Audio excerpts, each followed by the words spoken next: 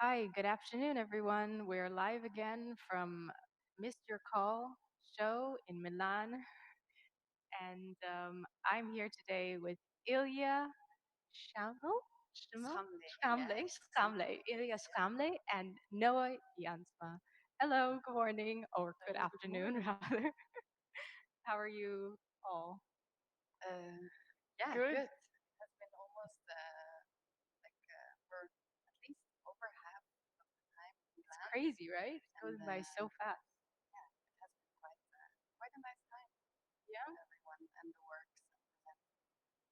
You girls are awake. I heard you had a late morning, so this show will be a bit of a breakfast time for you. Okay, I have Is to talk more in the mic. you have all your breakfast ready and everything? True, we have breakfast. We brought some breakfast with us.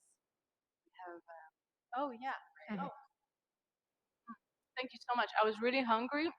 I also woke up very late this morning. It's been a really intense a few days here at the Salon de Mobile. Yeah, There's so much to see. yeah, and all the pasta, carbs. Oh my Uh, God. Yeah, you just have to sleep in. How are you feeling, Noah? Good. Yeah. It has been, I guess, quite intense and a lot of different emotions and different impressions, which was very, very interesting of uh, what the salon is and what we are. And I guess that's, Yeah. Well, maybe we can start with just like having some coffee that we have, and I will introduce both your projects by reading your project text. Um, I'll start with Ilya with her project Warm Earth.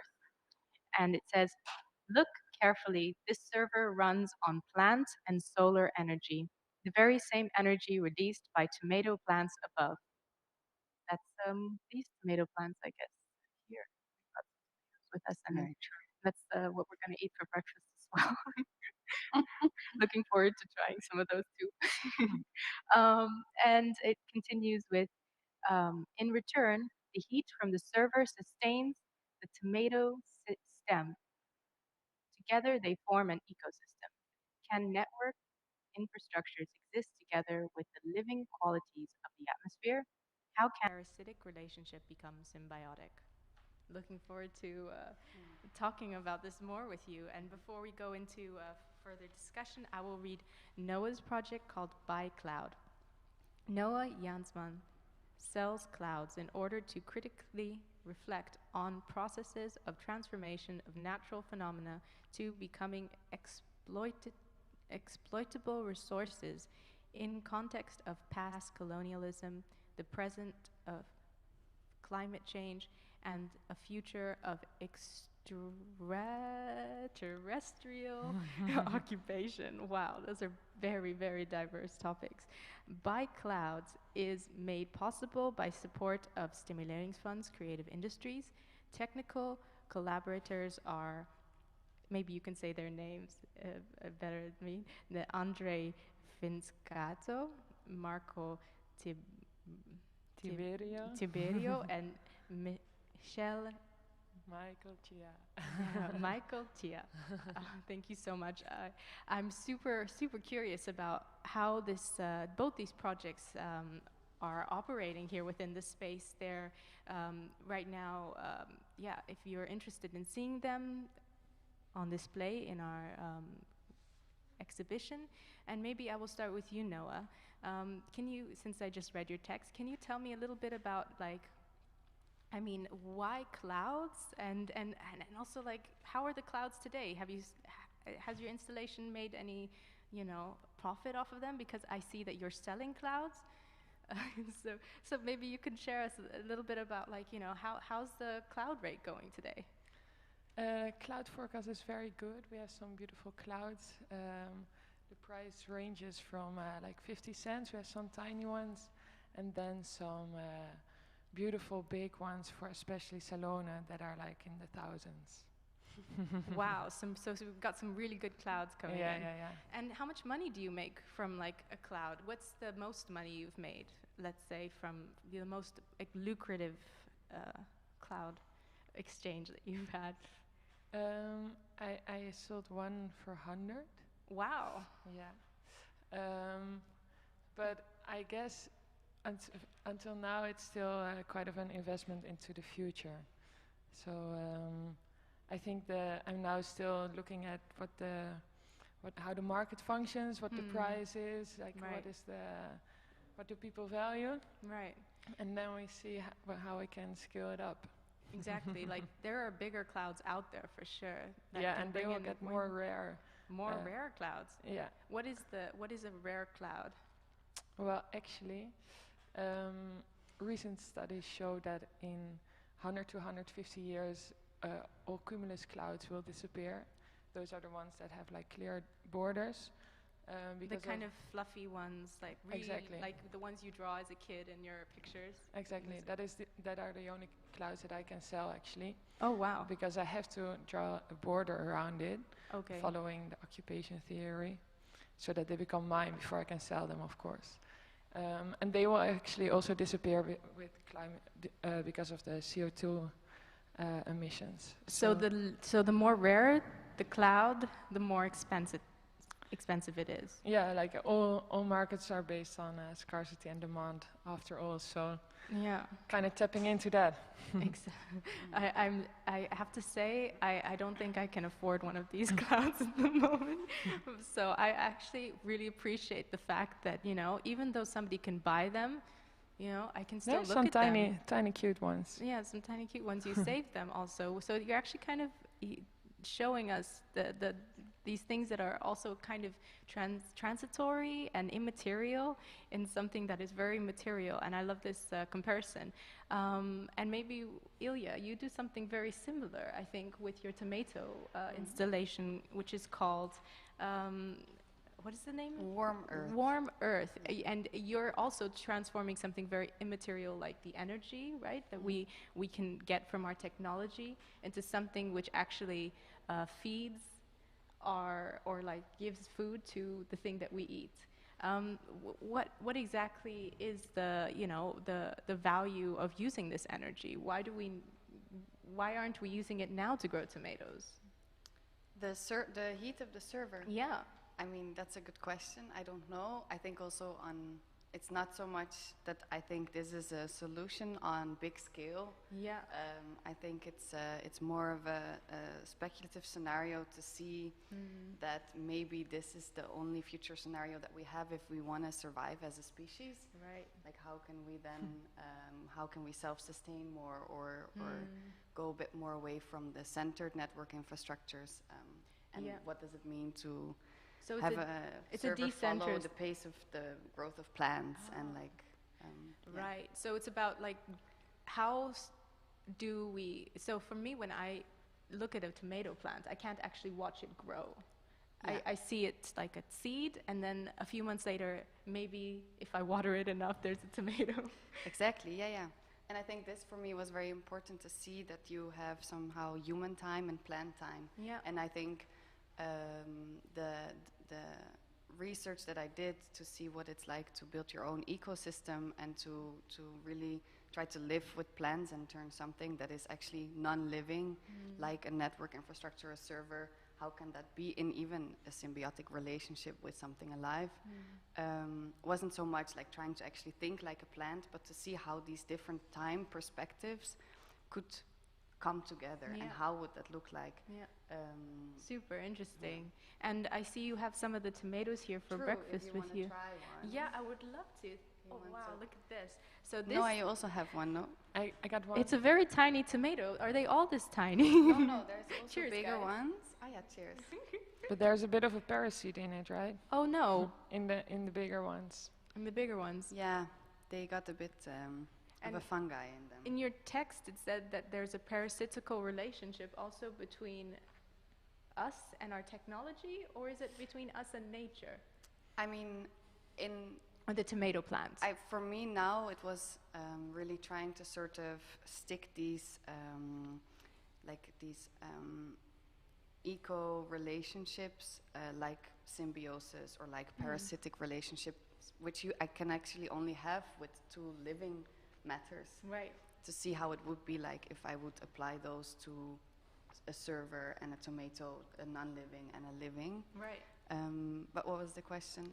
I'm now going to share the images of both your projects. Maybe yeah. I'll start with yours since we're talking about it now. As I Yeah. can see, I can only share one. Yeah. So this is your installation. Maybe it's interesting for you to walk me through how does this, how do you take care of the plants with the server? How does the server feed the plant? What is the time period that is slowing down, I guess, in the server that normally would maybe take longer? Definitely, yeah. So my installation was based on this new technology, which is called the plant biofuel cell, which means you can sort of turn plants into batteries. And this is still in development, but I can see in the near future that it's actually a thing. But obviously a tomato plant doesn't generate so much electricity for a server to fully run the way that we have been using it, or that we want to use it.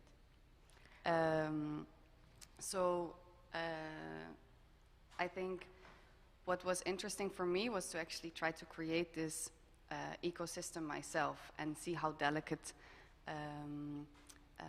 this balance is of heat and energy and light and growth and consumption also. Yeah, consumption of a tomato. Right, thank you. So we're not just consuming the tomato, the computers also, in a way, getting energy and consuming the tomato. Is that right? Yeah. Oh, super interesting. Yeah. I never thought about like technology feeding off of something.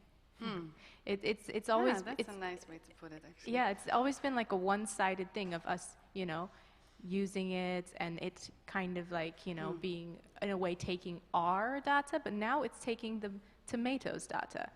And this is kind of how an illustration of how it would work. Very beautiful, in fact. Like we can see the tomato growing, becoming the technology that's feeding us. I mean, honestly, like when you look at tomatoes, you don't see how much work actually goes into the fact of creating this plant, which is now perfect for our consumption. And do you reflect on that a little bit in this image, I guess? I think this image was for me an investigation on how we portray the future often. The future as like high-tech, progressive, focusing on growth. And of course my installation is a bit of a slow, like this high-tech aesthetic, still taking the server room, the data center, which is like quite mystified, and literally put plants in them and take them inside your home. Yeah. So this was for me an aesthetical also research on how these maybe also apocalyptic future images could look like. Right. If there's more natural catastrophes, maybe this will actually be something we will have to do, is try to extract energy from whichever we can and grow food and exchange seeds with your neighbors, etc., etc. Interesting. But then at the same time, I wanted to also romanticize or go a bit back of maybe what could another image of the future be, and merge sort of these network infrastructures and high tech with like the botanical, also almost high tech. True. And see how this could maybe be a different image of the future, and what would that do to our relationship to the near future and technology and nature, and how this can merge. Beautiful. Translated into a different aesthetic, I guess. Noah, when you look at this, do you somehow like see parallels within your work? I guess comparing a very invisible or more, technological system that's in place and bringing it more into people's everyday understanding of the world or nature or the environments, I guess. Yeah, I guess also what we both explored in our project of how our relationship changes whenever a natural phenomena changes into a resource, and suddenly how we start to exploit it. And I think whenever we can use a phenomenon and this ownership comes in place, like this whole hierarchy between like me and the phenomenon, but also me and all the other earthlings on this planet.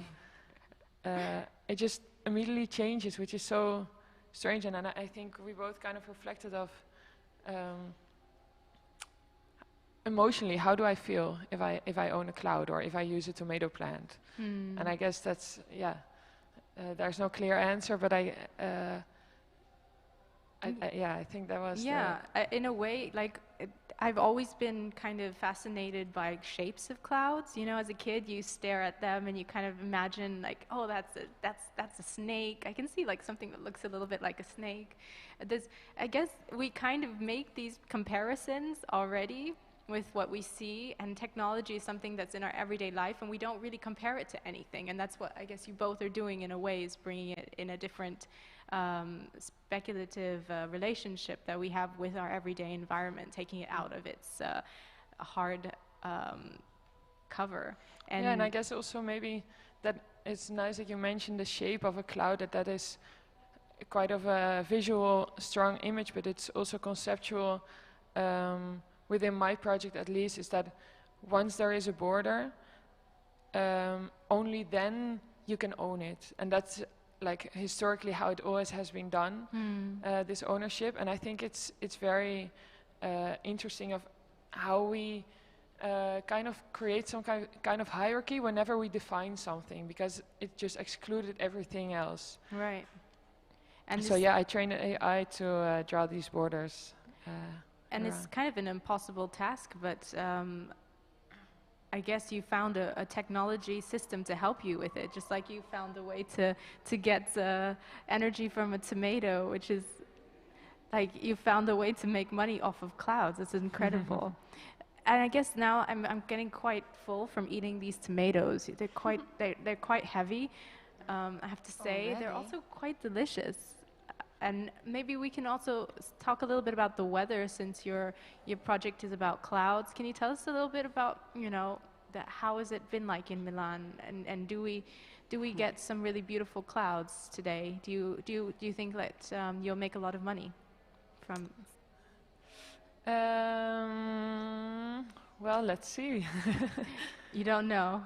No, I guess it's also what I notice every time when I'm exhibiting, that the reaction of people actually buying a cloud, like whether they buy a cloud or not, I guess even if they don't buy a cloud, it is also a statement of like, that's ridiculous, why would you buy a cloud? Yes. And I guess if I notice it with the conversations that I have, if they consciously don't buy a cloud because they want to distance themselves from my unethical role of claiming all the clouds or something, or that they become angry, I guess that is also like part of the project. Like that's already the aim, and it's like, okay, but then if you don't believe this infrastructure, then why do you believe it with a river or land? And I guess that was the aim of it. So even if they don't buy a cloud, I guess it makes them think differently about their relationship to ownership. Yeah. And have you talked about this like project with people who are actually working with like let's say within systems of economy and ownership and boundaries? How do they respond to this? Is it also like something which allows them to look a little bit differently at I guess these structures that are now in place?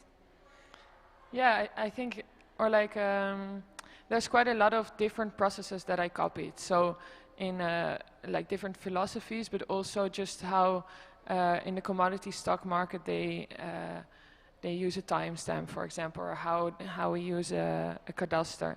So I just copied a lot of these elements from different structures and different fields, actually. And yeah, I guess some are really excited, and some are a bit like... Are you not ever afraid that this will be appropriated and misused and actually used as some sort of market where people will make actual profit of, or actually exploit and mine clouds? Yeah, like what if you start making a lot of money from clouds, and then all of a sudden you're like supporting your practice by selling clouds? Aren't you like now the one who's like doing this thing that you're talking about? Well, actually, I honestly believe that at one moment we will use clouds as a resource, and I think now it seems very speculative, but there is already for years there has been research about cloud seeding. China is investing a lot of money in it. It's like a technique where you seed some kind of chemicals into existing clouds, and then you can modify its characteristics. So whenever in the future, for example, clouds will become more scarce, of course, then and this is like catastrophic for the planet because it will be 8 degrees warmer because it doesn't reflect anymore the sun. So of course, like if we look at how we use oil or how that kind of processes and companies work, maybe in the future we can lease your cloud that you bought to cloud seeding companies, for example. And then how would that work legally? Can you sue someone if it rains on your tomato plants and they get blight? It's all like really, I think, very amazing to imagine something which is almost like, no, my brain is just saying, no, you can't put a boundary around the cloud because it's just going to disappear and it's going to, but we don't see our environment as something which is transitional, which is something that is constantly, like a tomato plant, we see it, in the moment that we want to consume it, it is a tomato. But before that, it's kind of like, is it a tomato yet? Do we really care about this thing? And I think what you both do is actually, I've never really thought about this before, but really bringing these elements of care back into these very uncaring concepts of how we deal with borders, how we deal with technology. It's something that is transitional, that needs to be also looked at in time and in these tomato grows fast. We can see it happening. The cloud disappears even faster sometimes. We can watch it disappear, but we cannot watch how technology is transforming because it just seems so static. But but also, I guess also it seems to us very fast. Like it seems very. At the same time. Yeah, but actually they are all process. Like both tomato plants and the cloud formation, they are part of such a big process. And I think it's also our perception that it is a very how do you say that? Like that it just disappears like this. But actually, it is as a whole of generations. Yes. It has much more of a time span, like a much bigger time span than we pretend to see, I guess. Yeah, I think we're sometimes incapable of seeing it, We don't pretend to not see it, but I think sometimes it's like, oh yeah, it's in the future, or it's there, it's something that's constant, and we don't see it as something that is actually a result of somebody who actually planted it there or made it in the first place. Like not even somebody. I mean, talking about the Earth as an entity, or all the things working together as an ecosystem, a symbiotic relationship of what results now in this like very temporary cloud or temporary tasty tomato. But I'm super excited to have had this conversation with you, and I see our time is running out. But I would like to thank you for sharing your breakfast with me. Yeah, thank you so much for and having us and talking with us, asking nice questions also. Yeah. Yeah, it was really fun. And maybe before we end off, if you have any small things you'd like to say or a little last minute. I cannot really think of anything. I think buy a cloud, maybe. If someone, buy a cloud. Enjoy your tomatoes, your grapes, tomatoes. If you have the chance to come and have a look here. Maybe we'll once do a breakfast show with the tomatoes. Yeah, definitely. In the future, you can maybe expect more breakfast shows from us, and yeah, great. that's it. All right. Well, see you later. Thank you so much. Bye. Ciao.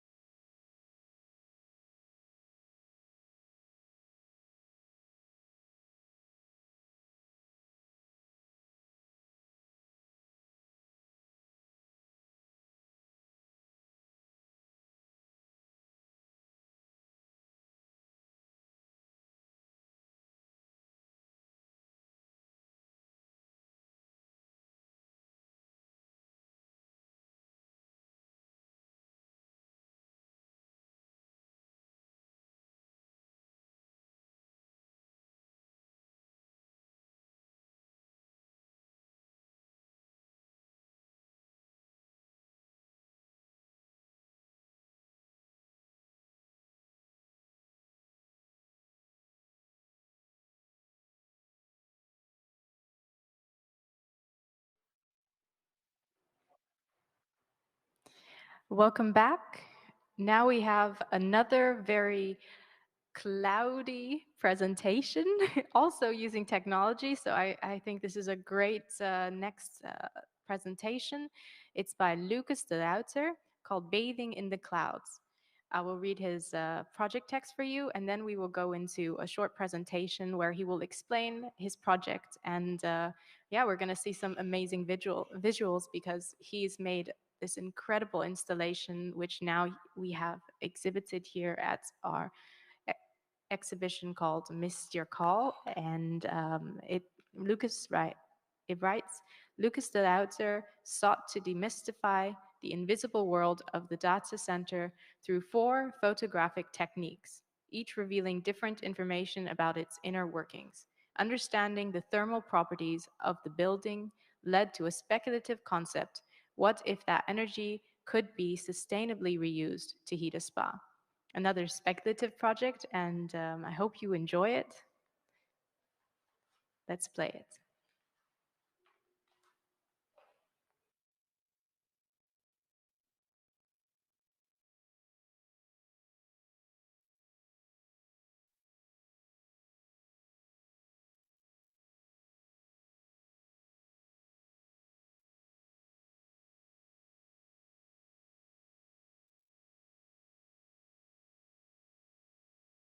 To the light boxes, which you can see. And the second part is speculative. Hi everybody, my name is Lucas de Ruiter, and today I'll be presenting to you my Bathing in the Cloud project. So the project consists of 2 parts. Firstly, an image research, which resulted into the light boxes, which you can see. And the second part is a speculative proposal, which I'll show in a video later on. So the term the cloud has become part of all of our lives in recent years. We're probably connected to it right now, but this term, the cloud, is actually a really poor metaphor because it's not just some magical space in the sky made out of satellites and cell towers. It's much more down to earth than that. It's basically just cables running around the whole world, connecting data centers full of rows and rows of computers, all there to seamlessly provide you your data. And I wanted to find out more about this invisible world of the cloud and the place in which it lives, the data center. So I decided to approach a data center here in Eindhoven, the one near the technical campus. And when I went here, I used 4 different imaging techniques to discover the inner workings of this space. So firstly, we have digital photography. This is just to show you how the space looks and give context to the rest of the images. The second one is photogrammetry. This is a technique where you use many different images taken from different perspectives of one subject, and it reconstructs a 3D model of the subject. It basically works the same as your eyes do. You have 2 of them, so you can perceive depth, and this technique uses 100 eyes, so it can completely understand the depth of the subject. And I use this so I can measure the data center which I'm visiting, get the colors, and eventually create a full 3D model of the one that I'm researching. The next one is thermal imaging. This technique allows you to see heat, and it works because things that are hot, they radiate certain wavelengths, and these wavelengths are similar to wavelengths of light, and therefore we're able to capture them and photograph them. So the hotter an object, the more it radiates, and the brighter it will show up in the image. And this technique I used because data centers are actually only there to host and cool down computers. So in the images, you can see how the hot air is being exposed or being extruded by the servers and computers, and the room where it's cooled down again. Lastly, we have computational fluid dynamics. This technique I'm using because I can't stick my camera in every direction and every corner of the data center. So I use this to visualize how everything works inside of it. It basically simulates how hot air and hot water flow through the spaces and transfer their heat everywhere. In the image of the light box, you can see on the bottom all of the servers blowing hot air into the server rooms. This being converted into warm water, transported to the roof of the data center and then be expelled into the air. And this is where I discovered that basically all of the data centers produce massive amounts of heat and they're currently just dumping it into the air. So what if we could build a spa on top of a data center that runs off of the heat produced by the cloud? In this way, by combining these two unexpected spaces, they create a symbiotic relationship and can benefit from each other, saving massive amounts of heat and energy while simultaneously creating a space where the visitor can feel like they're walking around in the data center and also physically experienced by submerging yourself in the steamy heat of the cloud. And now I'll show you the video of what I think this could look like.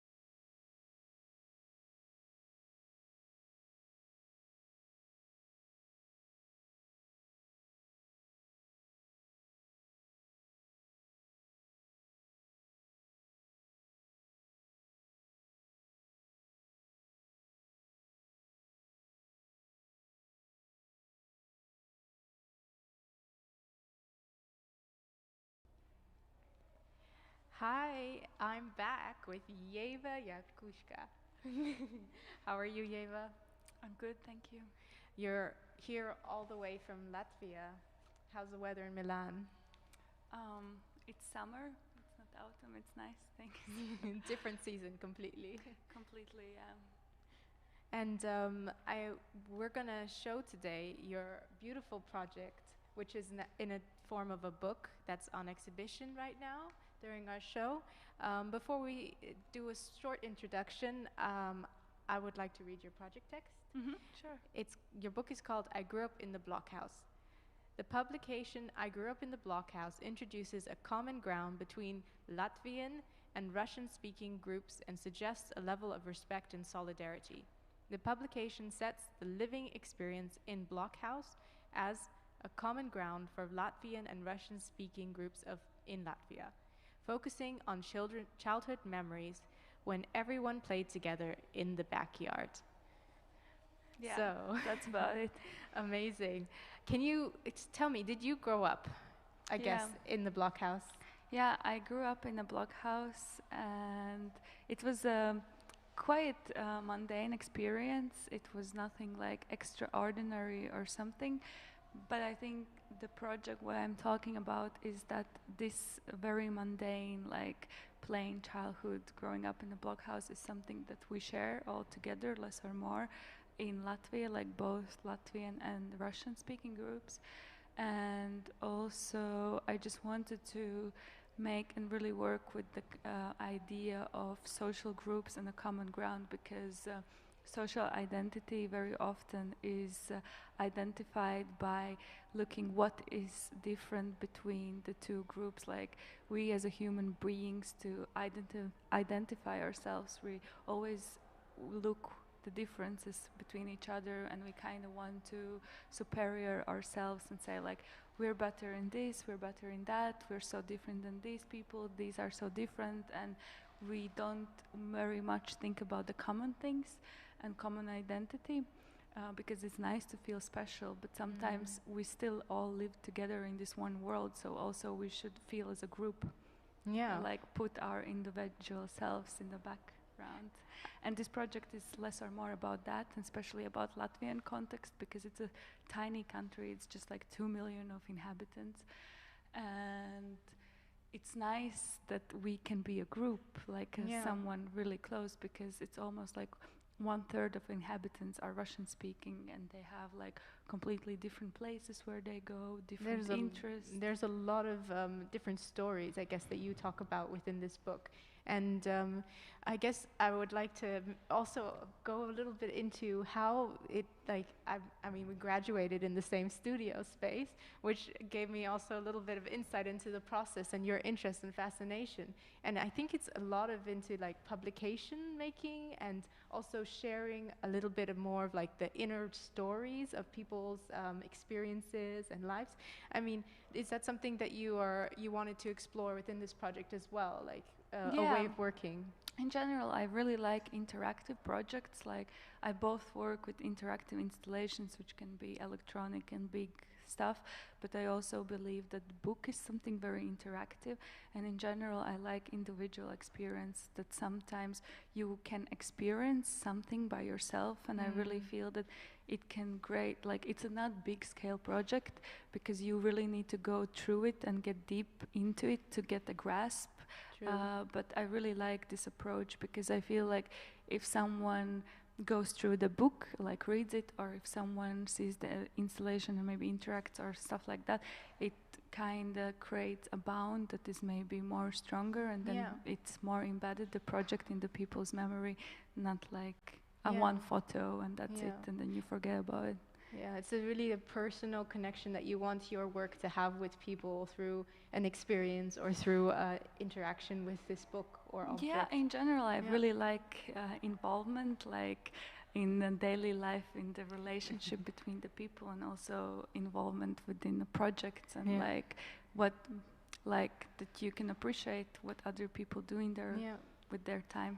Yeah, and maybe well, I wanted to maybe get a little bit of insight into how does it feel now to have a book published, to be publishing your own book. Where can people find it, and how I don't know, like what do you see as a continuation? Because from the text it says it's a publication. So are there more series to come? Yeah, so at the moment for buying it, it's not online, but if someone wants to pre-order it, it's also possible. But it's possible to buy in an art center in Riga. It's called Museum, and they have a lot of copies there. So that's a place where you can go and find it. And also, because I'm based in Netherlands, it's also possible to buy it in a gallery called Kazerne. Awesome. Yeah. That's in Eindhoven, that's where I am. Yeah, That's cool. exactly. That's a really great place also for people to experience, I guess, a little bit more about other cultures and learn about other experiences and growing up Well, together. in general, this book and like my project is also from a methodology point of view, or I don't know how to say it properly, is that I'm taking architecture as a material that we look from architecture from a different perspective, that we all inhabit it, and it's made for like thinking about our daily life interactions with each other who inhabit the architecture, but also in the end it creates a unique, special individual experiences. And I think it doesn't matter which kind of architecture type it is or what kind of social groups, this kind of like point of view can be valuable for any context. For sure. It's also valuable in our context where we're like in a different space on the internet, but then also in the same space together. Like, hello, Yeva. I really like also the fact that you've done a little bit step further, and we're going to see this now. And by watching a video, documentary, short interview, maybe you can tell us a little bit about it before we watch it? Yeah, so I made, I wouldn't say I just did an interviews of 5 different people, and the people are from different backgrounds. So there's someone who's like more fully with Russian roots and more with Latvian roots, and also different age groups. And we just talked about how it was growing up in Blockhouse, and like from these conversations it really created this collective memory that I think even if I'm like born in 90s and I come from a Latvian family, I could associate from any of them that talked. And it's like for the people who's like Latvian, either Russian, it's like this nice memory lane that you can identify and then create this one social group. And also for other people, I think it's really interesting to see the context of my project, because maybe people don't really understand what I'm talking about because it's quite far away, like Eastern Europe, somewhere like small cities, and just to understand how it was and what I'm talking about in this book. Super cool. Yeah. And so I guess now we're going to watch it, but before we go, would love to maybe hear from you a little bit more about a future of the publication. Are you planning on making any more, or? Yeah, so my future of it is that I mostly talk about childhood memories, and I really focus on also childhood games in the backyard, like the physical aspect of it, like how we can physically spend time together and kind of encourage to do it as we did it in the childhood.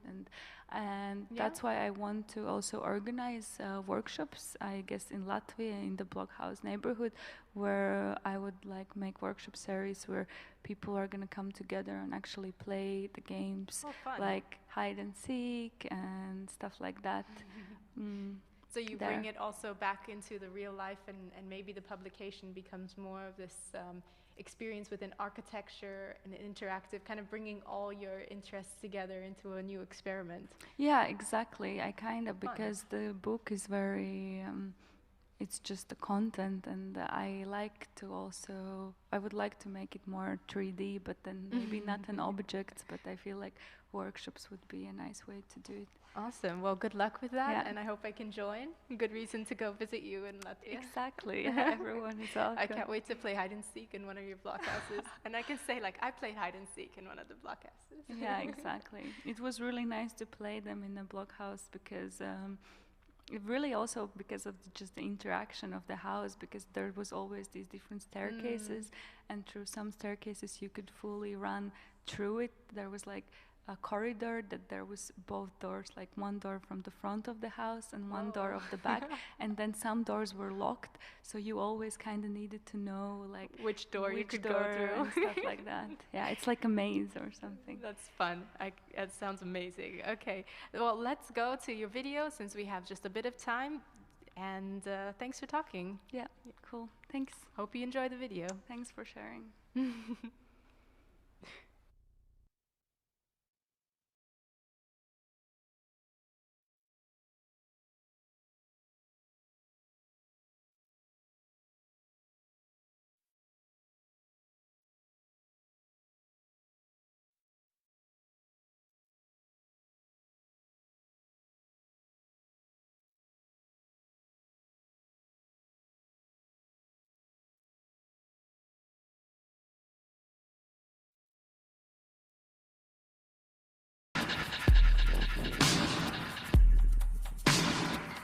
Mani sauc Kristīna, man ir 24 gadi. Dzīvojām ar ģimeni bloku mājās diezgan sen un diezgan dažādās vietās. I grew up in a smallish city outside the capital of Latvia. And I grew up in a block house from age 5 up until the age 18. Visu savu to bērnības un jaunības posmu līdz 15 gadiem es nodzīvoju bloku mājā, Imantā. I lived in a block house since I was, I believe, 6 or 7 till 18. So, well, I was born not in a block house, but my family lives in a block house.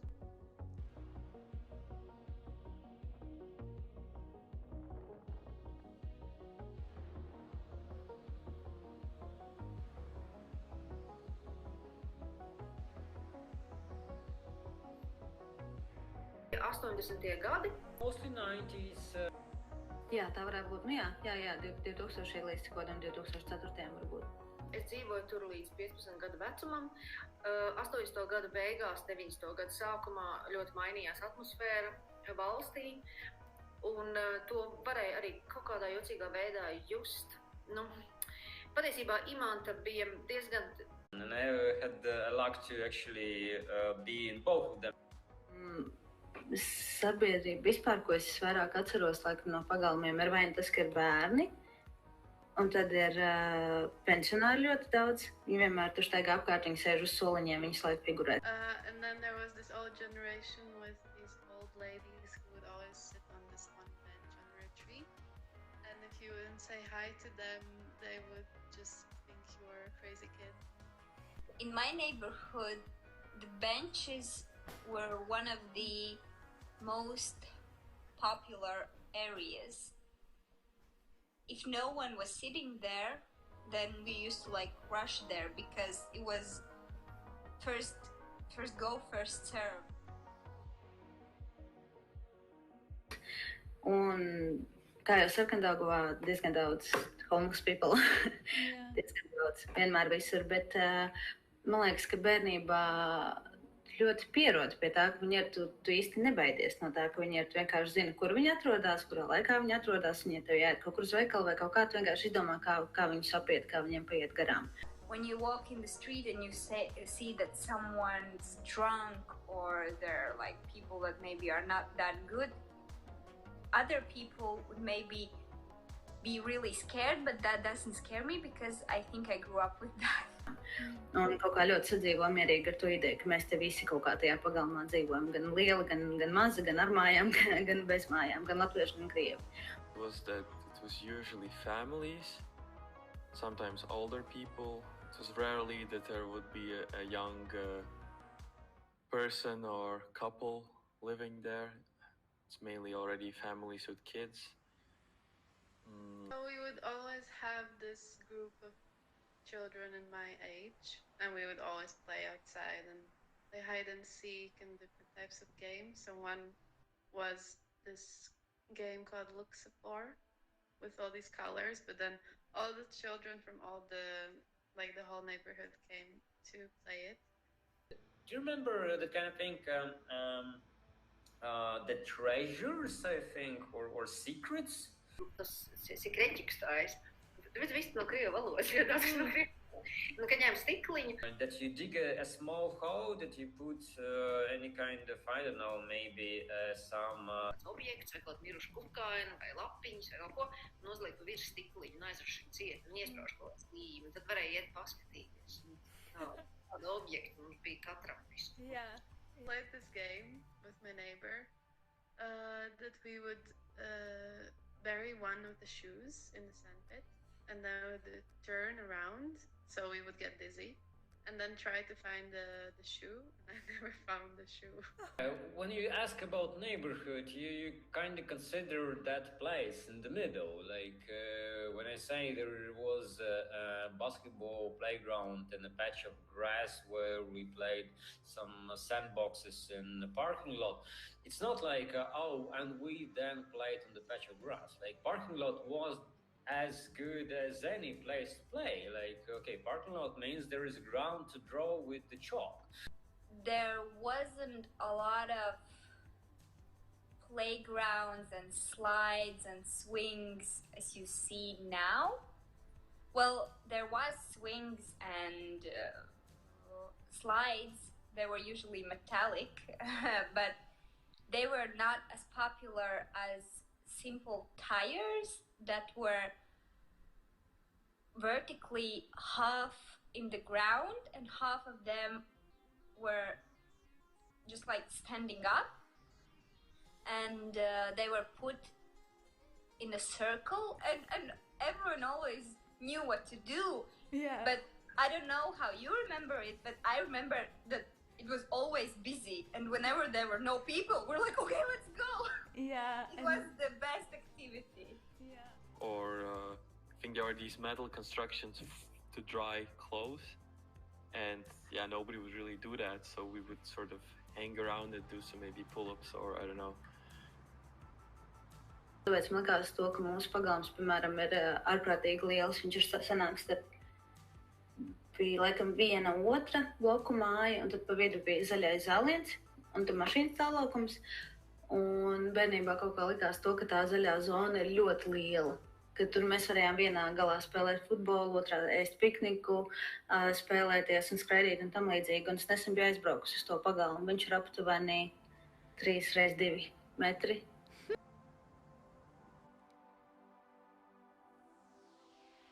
I used to climb trees a lot. It was just a fun activity on its own, but also we used to hide in like bushes and make our own like little houses in the bushes. It was really, really fun. It was like a hideaway for us. And we thought that no one knew about it, but like obviously everyone knew. You could see it from your window. Like my parents could see it from their window. Yeah, and ease of communication would be that because our window would face the football field, parents could call me, or usually, yeah, they need to come out from the window, and not from the window, but open the window, and they could reach me, and I could tell them something back. Tas bija kaut kā tā mierīgi varēja stāvēt uz ielas un pilnā balsī kliegt, vā, nu uz 9. stāvu. Runāt jau par tiem, kas dzīvē kādā 4. vai 5. stāvā. Pilnīgi mierīgi. Es tagad domāju, ka tieši vai man tā gribētos tik skaidri ļaut uz 9. stāvu, lai kāds atver logu un reaģē. Everybody knew everyone, and if you ever needed something, you would just go to your neighbor and ask. For example, we have this neighbor just in front of our door, and whenever we would need sugar or anything else, we would just go there and ask. Bija pilnīgi zināms, kas dzīvokli. Man liekas, ka es nevaru iedomāties, ka es varētu nezināt par kādu dzīvokli. Ja par kādu dzīvokli kaut kas nebija zināms, kas tur dzīvo, tad tas bija aizdomīgi. Ātri daudz neatceros, bet man mamma vienmēr saka to, ka bieži vien nevis viņi iepazinās ar kaimiņiem, bet es varēju atstiept kaimiņus pie durvīm un teikt, re, kur mūsu kaimiņiem tāda, viņi dzīvo trešajā stāvā. Es esot bijis komunikabls bērns, un es laikai tā kā ar visiem kaimiņiem sveicinājos un tā. Un tad citā bloku mājā, kur mēs dzīvojam, tur bija situācija, kad mums bija laikam vai ievākušies jauni kaimiņi vai kā, un es spēlējos pagalmā, un tad es ar tiem kaimiņiem runāju, un tad es viņiem teicu to, ka mēs brauksim uz jūru, un tur bija laikam pieaudzis vīrietis ar sievu, varbūt bērns, varbūt neatceros. Un es teicu to, ka viņi var arī braukt ar mums, un nākošajā dienā viņš atnāk tiešām pie durvīm, un mamma tāda, kas jūs tāda, viņš tos, ka mēs sarunājām, ka mēs braucam uz jūru ar jūs. Interesting thing that I always felt in blockhouses, but it wasn't specifically in every case, but when you go to a house of your friends and the architecture, the interior, like the planning is exactly the same, and where you know where the bathroom is, even though it's the first time you're visiting them, where the bathroom is, where probably is their kitchen, where is their living room, and where is their bedroom, you kind of already recognize. And it's interesting to see how in this same planning they've changed things. Like what kind of solution they found for a problem that you know exists. And some people had the balcony like closed with windows, and was usually the case. And for some people it was like open. You come out, it's outside, and like there are no windows. So these are the two main things. And like almost every flat had it, so it was kind of like uncommon not to have it. But I remember that we used to throw balloons that were filled with water out of the balcony. Nu, visi tie triki, ko mēs darījām, ka met pa logu, piemēram, maisiņu ar ūdeni vai olas, vai, nu, tas viss, protams, ir darīts, un kad nāk augšā tie kaimiņi un dusmīgi ir tā. Well, we have balconies there, and because our balcony was very close to the neighbor's balcony, we'd always have these sleepovers on the balconies in the summer. And then in the morning we would use the water gun to wake up the neighbor. So the one who wakes up first does the water gun waking up to the other one. Es zinu, ka mums ir bijis gadījums, kad mans tēvs bija kāpis no viena balkona uz otru. Tas ir 9. stāvs. Wow. Tas ir, viņam bija jātiek, un tāpēc, ka mēs bijām aizsitušas kaut kādā veidā ciet loģijas durvis, kaut kā viņš netika iekšā. Mēs māsu varbūt gulējām, viņš atnāca mājās, viņš netika iekšā. Yeah. Viņš zvana iekšā un loģijas durvis dabīgi ciet, un tad viņš no kaimiņiem līd pāri balkonam. Uz to mūsu balkonu, es tagad domāju ārprāts. Jā, mums bija balkoni. Izskatījās ļoti dīvaini, tu izēji uz balkonu, viņš pirmkārt ir šitādā leņķī, ka viņš tās kritīs nost, viņš bija šķīpis. Un bija norūsējuši smargas visiem balkoniem tajās mājās. Un segums bija tā kā uzliets asfalts. Es nezinu, kā viņi dabūja to asfaltu iekšā, bet cik es atceros, tur bija uzliets asfalts kā segums. Un tad es vienmēr, kad bija maziņš, domāju, kā mums var būt ceļš uz balkonu, tik jocīgi. Jā, un tas šķībums, un es dzirdēju arī to, ka mēs jau bijām izvākušies, ka viens no tiem balkoniem bija nokritis. Tā, bet tie, kas dzīvoja pirmajā, otrajā, tie taču visu mūžu bija jābaidās, ka kāds var ielīst pa balkonu. Tas viss bija tāds mūžīgs ņemšanās, un kādam arī bija ielīsts pa balkonu, un tad tas restes lika priekšā. Un tad mana vecāka teica, sviestu dzīvo pats aiz restēm visu mūžu, pats sev uzliec restes. We did have a trash compactor in our flight of stairs. Yeah, and I vividly remember that I could open it. Like I could have thrown a trash bag there. But I don't remember exactly when and why, but they welded it shut. Yeah, I remember that there were these, I wouldn't call them glass tiles, but they were like huge glass blocks that were used instead of windows, or I don't know, they were not see-through, but I remember them being everywhere, and they were really hard to like knock out or something. Not that I tried. Un tā ideja jau nebija slikta, jo tās mājas bija plānotas likt tā kā mīlīgi viena pret otru kaut kā.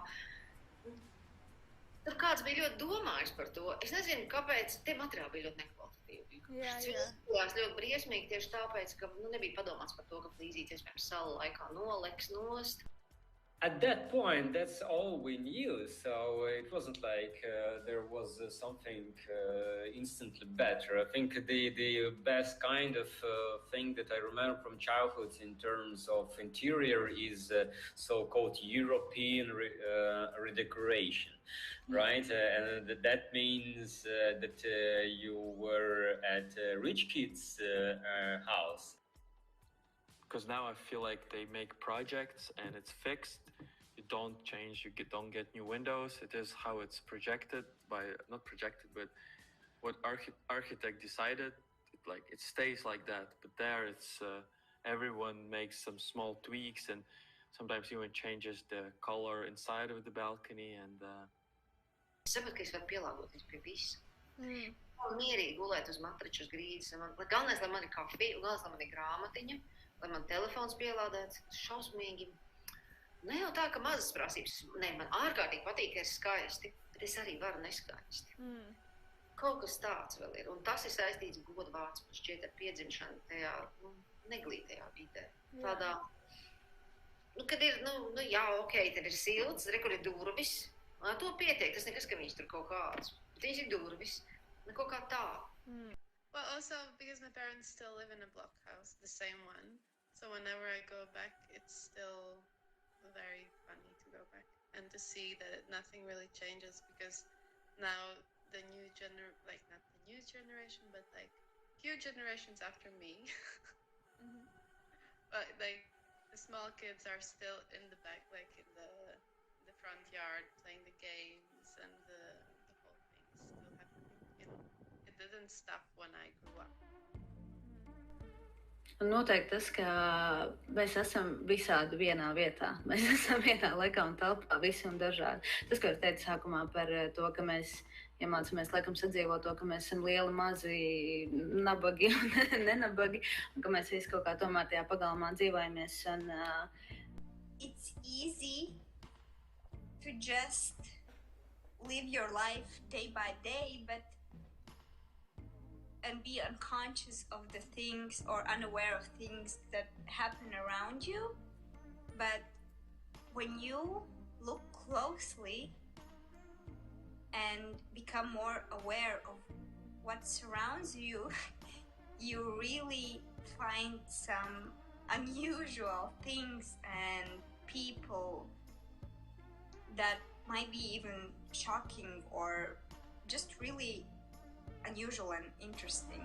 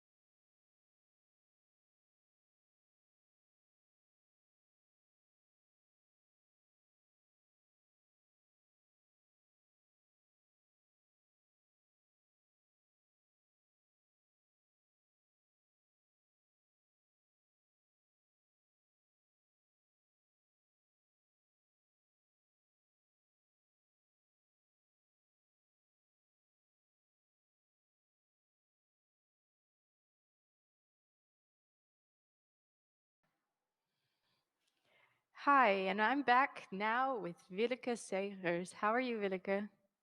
I'm very good. Thank you for asking. And you? I'm all right. Really enjoying today's conversations with a lot of my friends and fellow alumni, and you as well. I'm super happy to be here with you. Nice that you could join us from remote. How are you feeling? Good, good. I'm happy to join the public program actually, and I'm happy to share my work and my vision, and also to just have a talk about it because I think input from everyone, like it's like we can learn from everything basically. So Yeah. I'm looking forward to have a nice conversation with you about it. Yeah, great. So maybe we can start it off by reading a little bit about your project called Yeah. Reprocessing. It Mhm. says whoa, new circular production methods are created by reusing the PU waste stream of insulation material from the company in Ulin. Is that right? Yes. Ulu. How do you say it? You say Unilin. Ylinen. I'm dyslexic, so reading is like sometimes when I see a word That's okay. from. So I'm gonna start again from the beginning of the sentence. Yeah. New circular production methods are created by reusing the PU waste streams of insulation material from the company Unilin as raw materials. This approach shows how waste can flow back into production processes as new material, resulting in a cleaner production system. Yeah. So this is really a solution-based design project. Is that correct? Yeah, it's actually a bit of a different approach to design, I think, because in the beginning of my graduation, I actually told my teachers that I wanted to graduate without a new product because, in my opinion, we already have so many products, and I wanted to come up with a solution to actually recycle those products, for example. And Renewy is like a recycling company in Eindhoven, that area, and they had some waste streams where they didn't know what they needed to do with it because like if you for example burn this material because it's like polyurethane, it's like a chemical structure, it's plastic. If you burn it, like the ovens need to be replaced like quite often because of course it's a chemical construction. And then they nowadays landfill it, but also that's not the end solution. So I really wanted to come up with a solution with which they could actually reuse their waste material within their production system so that they could actually make new material out of it, plus have a more circular way of producing.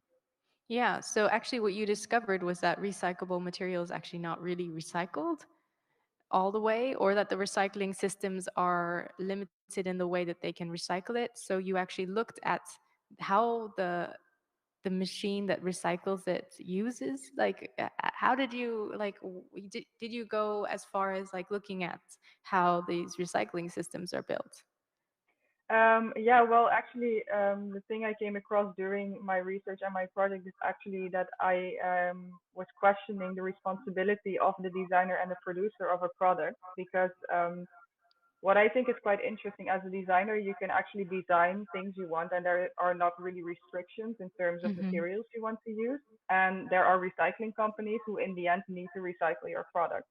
But then there is some information missing because when you can just create materials as you like, but the company doesn't know what it exactly is, like how are you going to be able to recycle it then? So I think I went to questioning the responsibility of the producer and the designer within this process, and to see how they can actually reuse it within their own production system instead of having recycling companies to solve this problem basically. Right. So you started to look at the way that it was being used and how we can make it more circular, not just in the. So maybe you can explain in this picture a little bit to me the way that you Hmm. did it. Now we're looking Yeah. at an installation material, right? And Yeah. this is a little bit of a, how do you say, a cut off of a part of a house. Is that Yeah. correct? Yeah. Yeah. Well, the bigger model you see in the back, that's a scale model. It's a one-on-one, but then it's a cut part indeed of a big piece. And the scale model you see in front, that's the scale 1 to 100. So that would be a complete roof. Mm-hmm. We actually came up with two ideas because eventually I also collaborated with the company Unilin on this project, which was really great. But we created two methods with which they can reuse their waste material because also I think the important part in my project was that yeah, we always have a negative connotation against waste, and somehow we invented that it is something negative. But I think actually waste can be something really positive because actually it's also a raw material, but maybe it has been touched before, but that Yeah. doesn't bring the value down. So that was also what I wanted to show, and also in terms of, for of course, sustainability, climate change, etc. Like if we reuse what we create, we also need to create less. So that's also better in terms of sustainability. Mm-hmm. So yeah, with one method we created like it was a adding method, and we basically added waste material to the existing production stream. And you could add like 10% of waste to new material, and that's Mm-hmm. the big model in the back. And the second model that's been pressed, and that one is existing out of 95% of waste. So, but if Right. we go to the next slide, next image, I can explain it a little bit more. Yeah, approximately from their whole production, Unilin and Oosterwijk, because they have several locations, of course. But the one in Oosterwijk, if they create 100% of material, and 9% of this material becomes waste, which is quite a lot. Like that's an indication. Mm-hmm. And then that 9% normally goes to these recycling companies, for example, but then recycling companies don't really have a destination for it.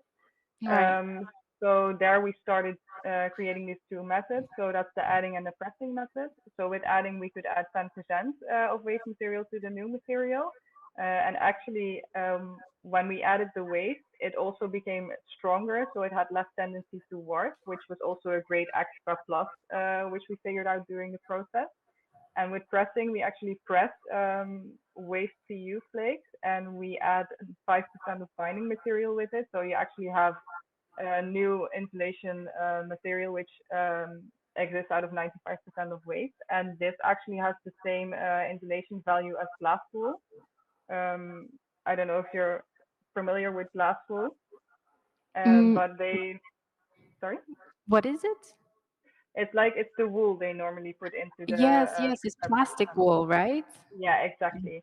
It's The pressing method had the same insulation value as this glass wool, so that would mean that they could actually reuse their waste and replace the glass wool with their own waste.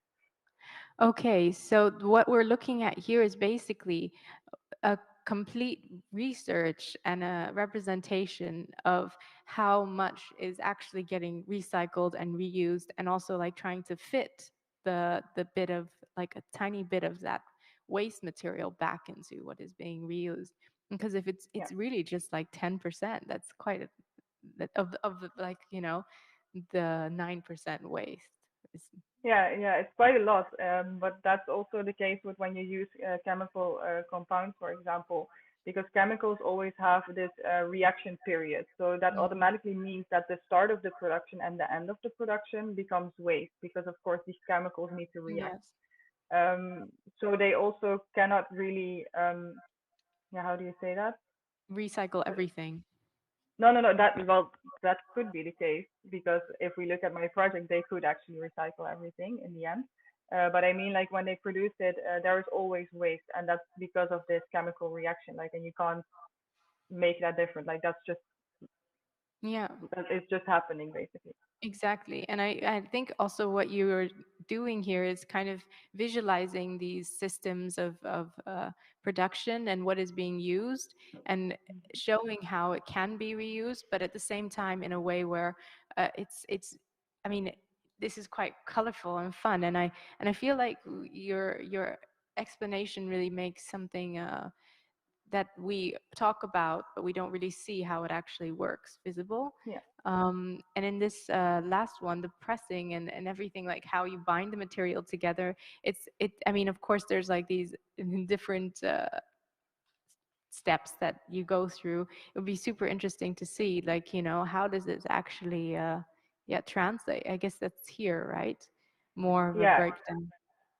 yeah, like in this graph with the adding method, you can actually see how we kind of added, because this method we could actually um, like added to the existing production system. So there's like there of course there need to be changes made within the production system, but not too much. So Mhm. it's quite easy to implement.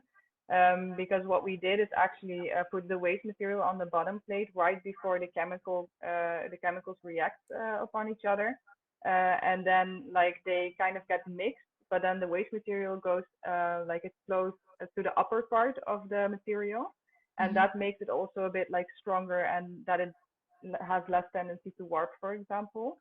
Mhm. So you basically just add the waste before the process starts, and then it becomes part of it. And how do you see this also having a second life after it's being made? Like, does it, for example, once it's implemented within the um, installation of a house and it needs to be having a second life after, let's say, how many years it's being Mm-hmm. used, is it possible to again, like, think about these systems in a way that's like circular? Is that also part of the research?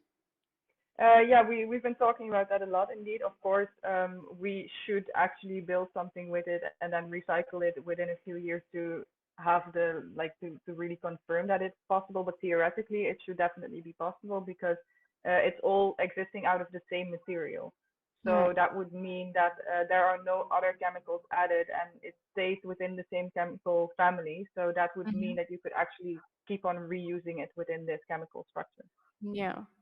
I think it's something where you have this like really uh, big problem or big, like, thing that a big question that a company approaches you with, and then you as a designer come in there with this idea of how to use it and bring it into the real world. I find it super amazing and also very kind of invisible. We don't see, like how these innovations are applied, or where they actually are used, because sometimes they're not super glamorous. But in a way, it's so necessary. Um, and I wonder, what's the experience like for you working with an industry like construction material and roofing? I mean, like, do you also see it like as something that you're passionate about, continuing to explore, like working more with industry in these areas, or are there also a lot of other projects that you are curious in?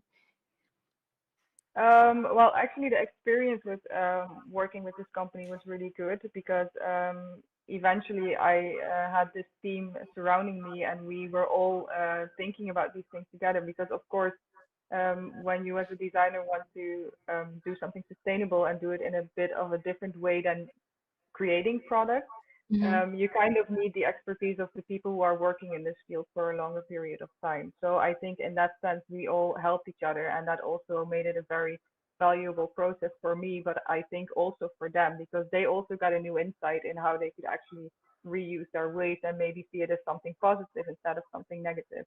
Hmm. So that was really good, and I think also in that sense, also within the responsibility of a producer, but also a designer, for example. I think in the future it would be very important to connect the designer with the industry and not necessarily only one, but maybe even more. So you could actually talk about this and solve the problem before it is a problem, if you know what I mean, Mm. that you Yeah. actually take your responsibility, talk together about what the material exactly is and how you are actually going to recycle it in the end. So Yeah. I think in that sense, it's really good if industries really work together. Yeah. And I guess as a experiencer of being in the middle of these processes, but also like like kind of communicating ways of integrating waste back into the system. Do you also like kind of imagine maybe taking on then the role of the person who actually says, hey, maybe this is not the right material, maybe we should look at this material instead, or like bringing in also alternatives to what they're currently using in these applications?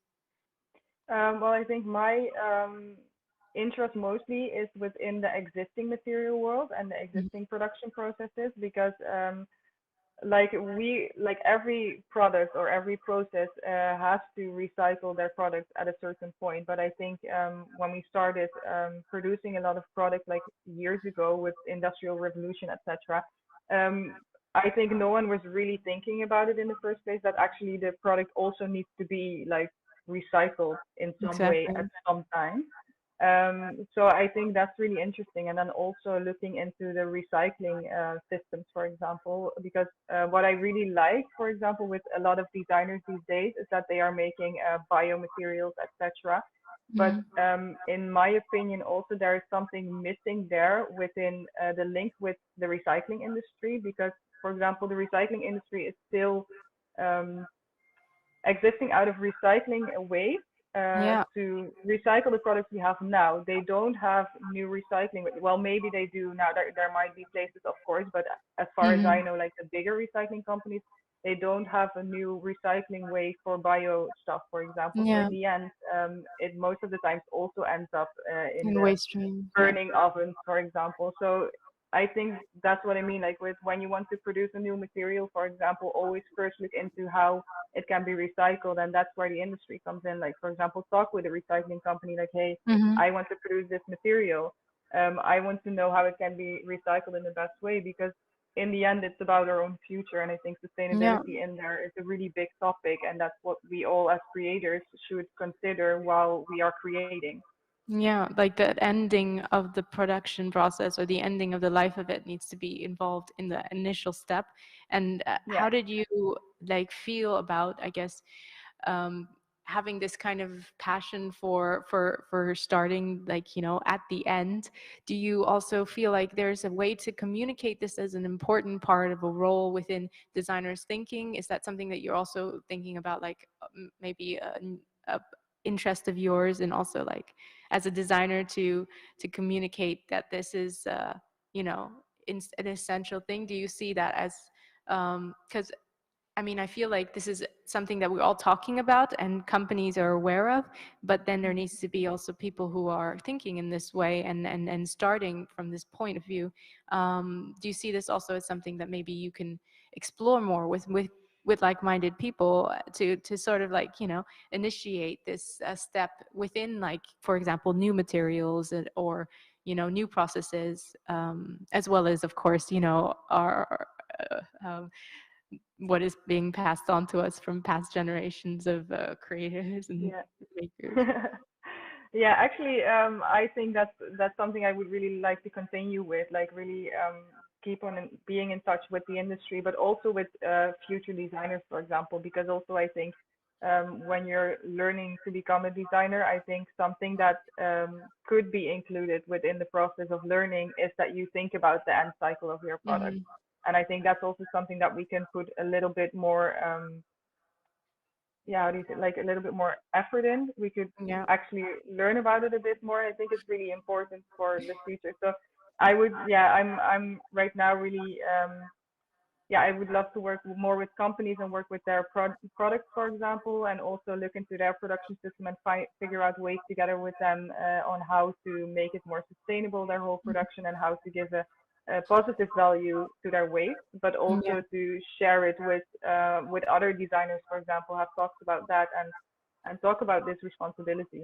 Yeah, super important work, and also very incredibly done with lots of, yeah, I think you know, there's sometimes so much information that's you don't want to read it. It's not that fun, but this is really a fun one, I think, and worth definitely getting more into all the other. Do you have, like, you know, a passion for mapping or for making these kind of like infographics? Why did you choose to communicate your end results in this way? Was it just because the project demanded it, or was it also like an interest of yours or a way of Well, working for you? well, actually, if you go to the next image, you can see another graphic. Hmm. Thank you. I need to. Maybe I'm going in the wrong direction. I don't know. Let's see if it's there. Otherwise, I don't think I have it. Oh yeah. Whoa. there it is. There it is. Well, this is actually about the pressing method, but that's in this graph you can see where it ends up, because these are all the layers that are existing in a prefabricated panel, for example. Mhm. And the pressed material can be easily cut into the right pieces and being put into a prefabricated insulation panel. But sorry, yeah, the graphic. No, I know.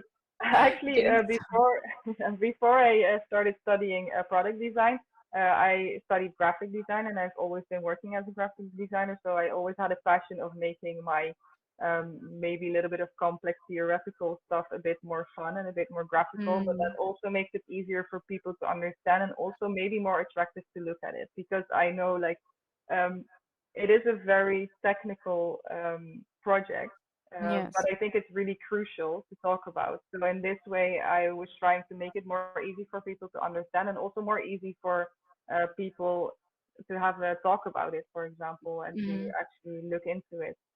Yeah. Um, yeah, so that's mainly why I really wanted to make it in these graphics, and then also having these colors a bit more bright, a bit more like light and open and fun to make it just more understandable and more Yeah. attractive to talk about. Yeah, I mean, I think it does definitely that. And have you had like some really interesting responses from industry who let's say you're not working with at the moment, but who wants to also include your method of looking at including waste within their industrial processes? Um, have you had any responses like during this time of our show at Mr. Call in Milan? Well, I had some nice talks definitely, and actually, I felt like the people I talked with were actually quite surprised about my vision and way of looking at the process of design and also my role as a designer, because I think also a lot of people don't think about when you are a product designer or you study product design that this is also a layer which could be interesting and is also important for your Yeah. practice. So in that way, I did get a lot of nice response from people who were really saying like, okay, well, I actually really didn't really talk about it, but it is really Yeah. important to think about and to talk about. So yeah, True. I've had really good conversations about it. Yeah. Oh, I'm super excited that there are people who are listening and also seeing the relevance of this work and of the role of people who are going to be, making actually like solving these in a way or dealing with the waste that is actually very valuable and super super usable. Thank you so much for sharing your project with me, who's like also somebody who takes a bit of time to get used to, like, what am I looking at, how does it actually work, and I think it's an incredible starting point. And the roof is a crazy difficult topic. I think one thing that we don't even realize how much plastic is actually put in there. It's Yeah, insane. It's yeah. all this insulation and layers and layers. I mean, were you also like, was there something that you was unexpected within this project as you were starting to like research it? Did you find something that was like, oh my God, I never imagined this?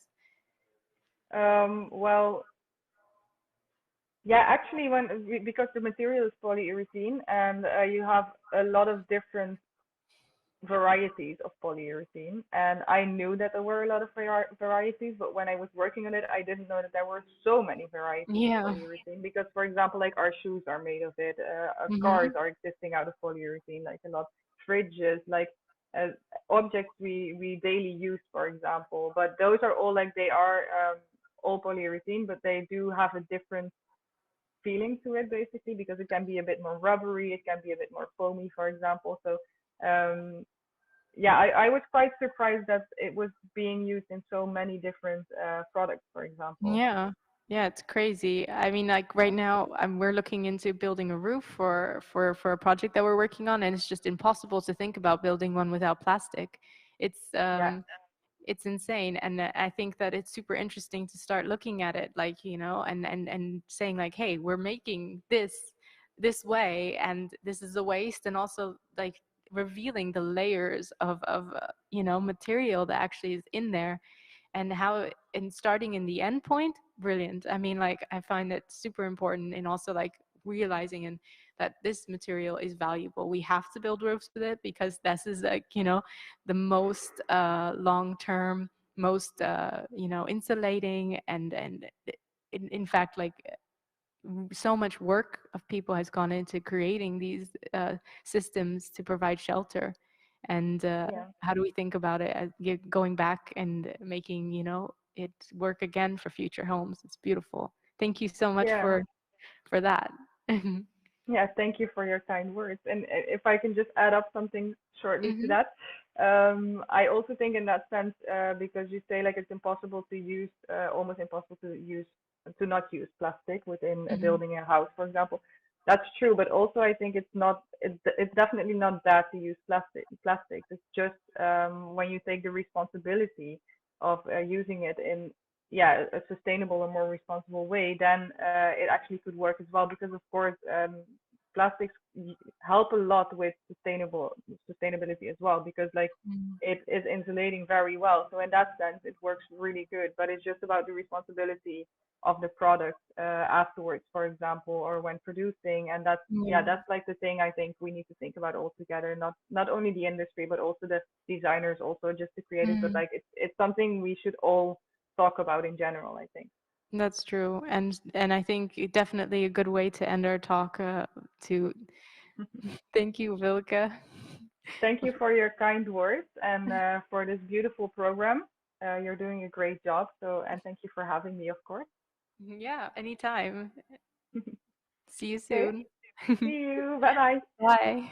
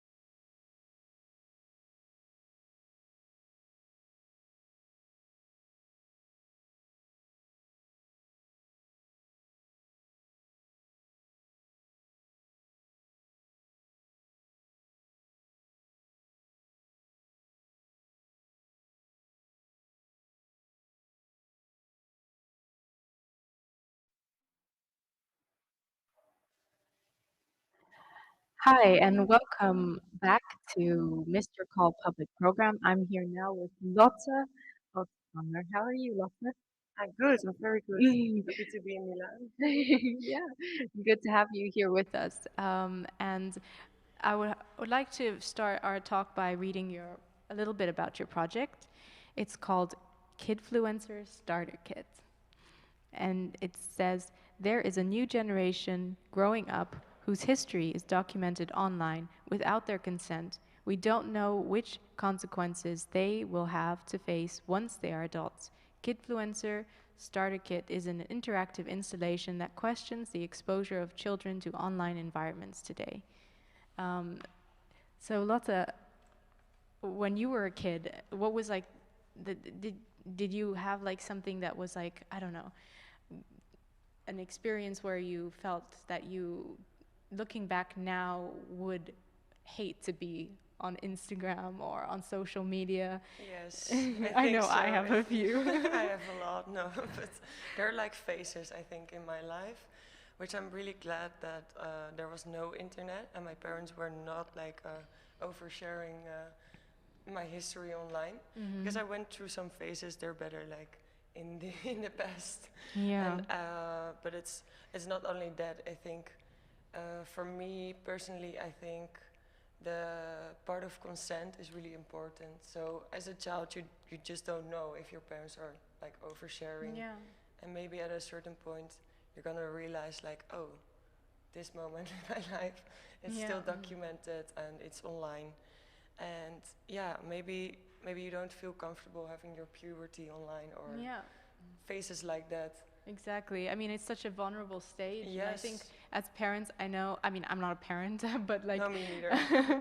I don't know what it's like to have this like, you know, love or this like amazing thing that you just really want to care for. At the same time, you want to share it with your family, but you don't really know like, okay, where is this data going? And but I guess there's this project is such a huge topic. I think that what you present here, we can now see an image of a child in front of a green screen. Can you please explain a little bit about like what is it basically touching on and in this huge you know, difficult topic? So it's actually I was inspired by a documentary called My Dochter de Vlogger. So it was about a few daughters, Dutch documentary, and they were all forced by their children, but like really forced to be influencers. And I was quite shocked to kind of see this. Yeah. I mean, you see that this maybe in America, but this was really close, like in the Netherlands, and I was like, okay, this is really like I can't imagine this being healthy for a child. So. After that, I kind of had the feeling I wanted to do something with this topic. And I always like to kind of visualize my observations.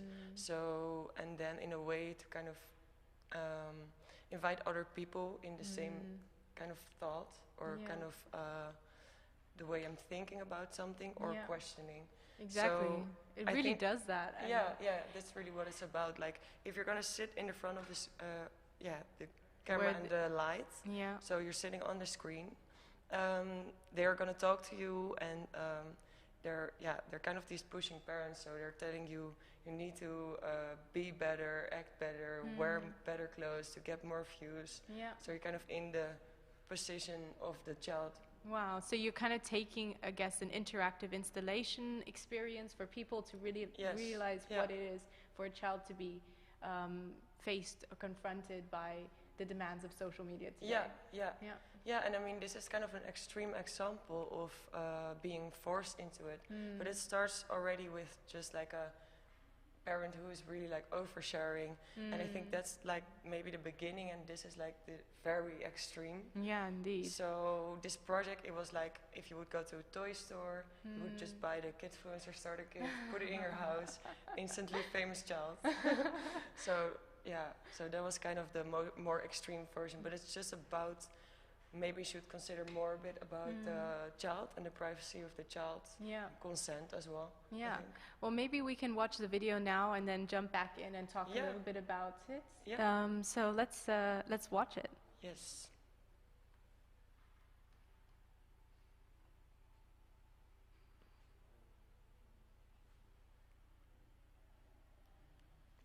One second.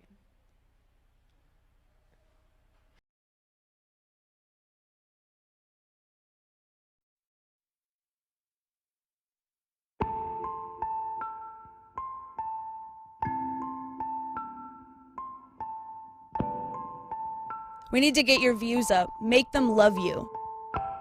Your hair is a mess. Go brush it now, please.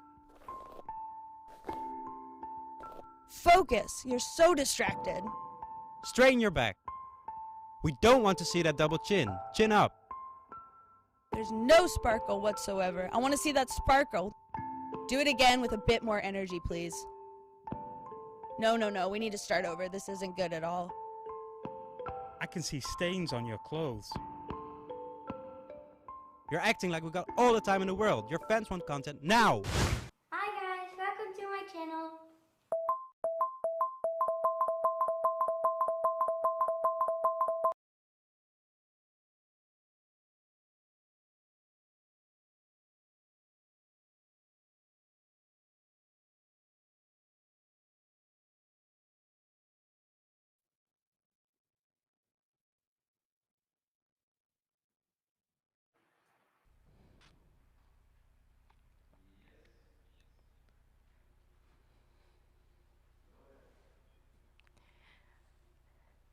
Oh, so I tell something about the video?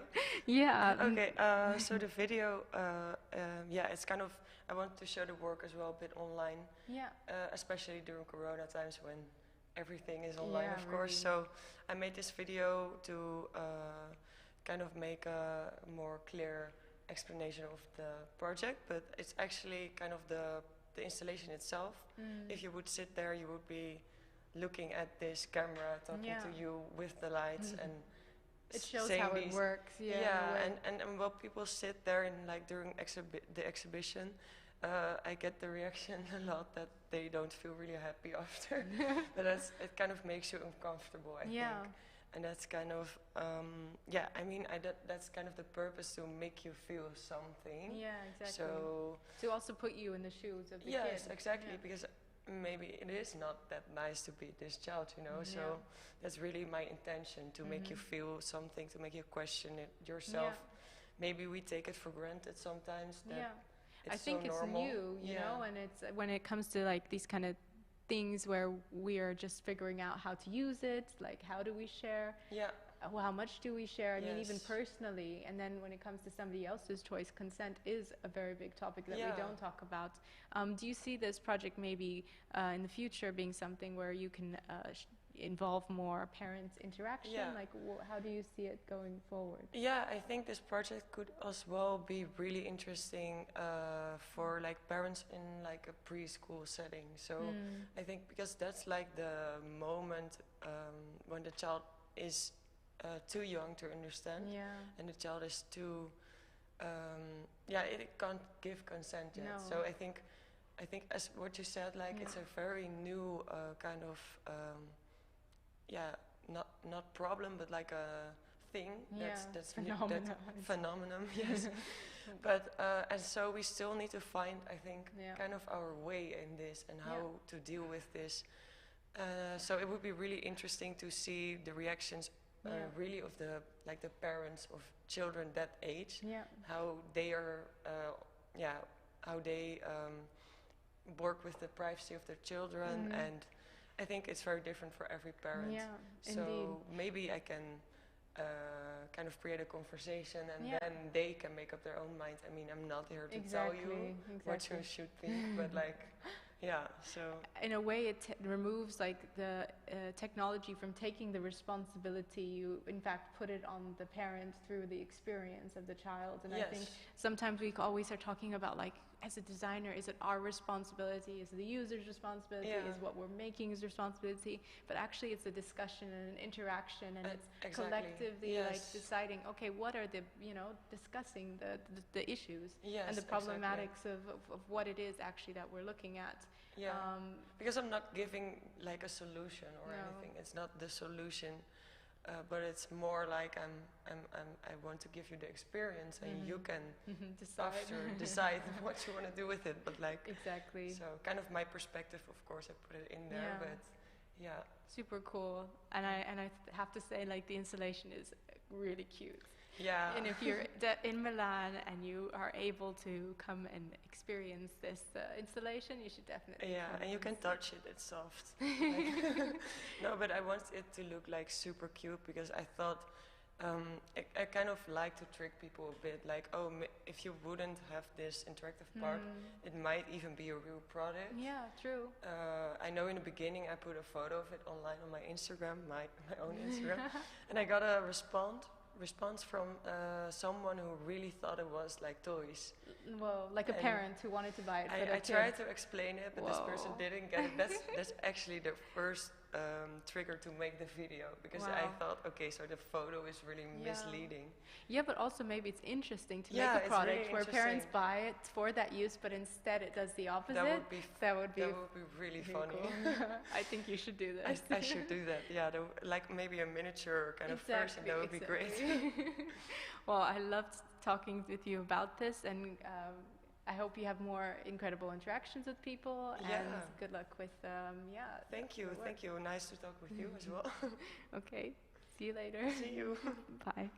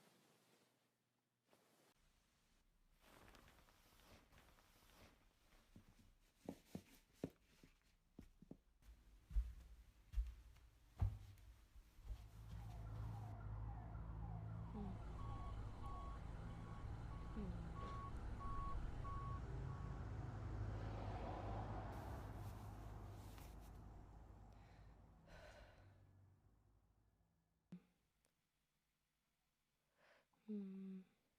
Yeah. Hmm. Hmm.